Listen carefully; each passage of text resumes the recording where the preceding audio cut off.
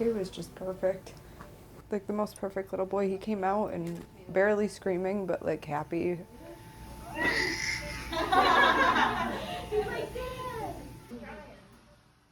And they handed him to me, and the first words he heard were, "My sweetest boy."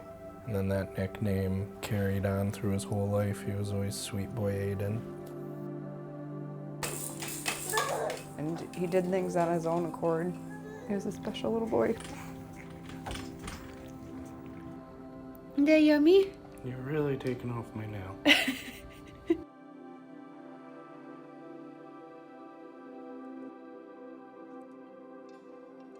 But he just liked to hang out. He'd always like put his arms up on the pillows and just kind of slouch like he was hanging out with one of the guys on a Sunday. And when you got him worked up, he'd either start laughing or he'd try to eat the air. What's going on, Aiden? He was just so special. He was very handsome. He was his dad's twin, which was ridiculous. But he was a sweet little boy. He was like the little missing piece though. Like we always, I think, both wanted kids. Matthew denied that he wanted kids. Then Aiden happened and he softened Matthew in so many ways. He humbled me a little bit and made me a kid again.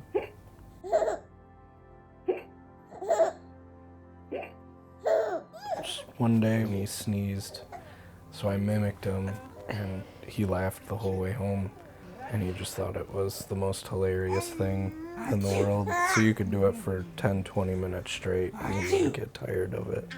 He had his own sense of humor for sure.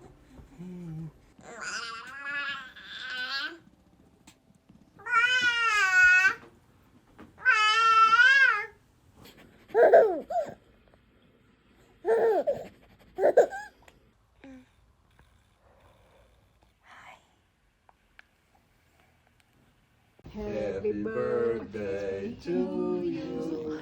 Happy birthday, dear Aiden. Happy birthday to you. So after we got the diagnosis, we realized this disease is very rare. We didn't know for what this looks like, how fast the seizures would come on, what the quantity was going to be, which was 30 to 40 a day in the beginning.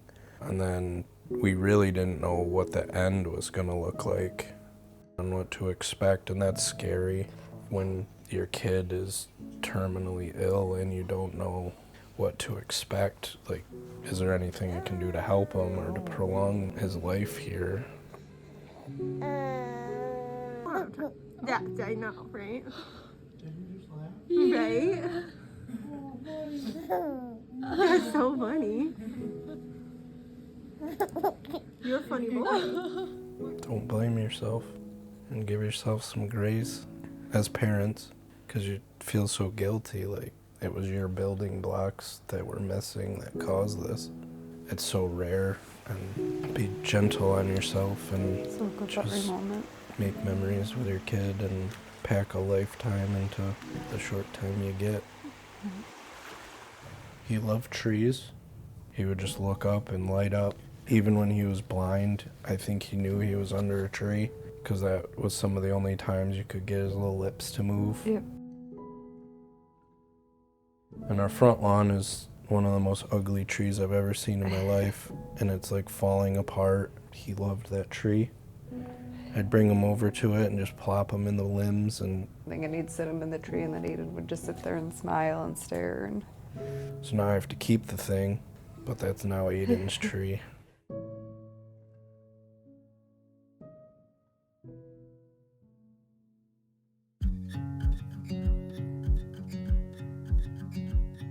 Mom set Sawyer in his little armpit area to snuggle, and Aiden would try, it looked like, to wrap his arm around him, or Aiden knew he was there. He did his best to welcome him into our lives, I think. They went on every adventure together, so they got a lot of good memories. yeah, we weren't sure if the boys were gonna meet, so We see so much of Aiden in him. they have like the same smile. We pull up pictures of them, like side by side, they get the same ages and they just look identical. But once he got diagnosed, we started sharing our story, and it just felt like a lot of people connected in ways. And it wasn't necessarily because they had been through it, or they just were big supporters of Aiden. People came together to do things, and like Aiden's presence was enough for everybody, and it always was.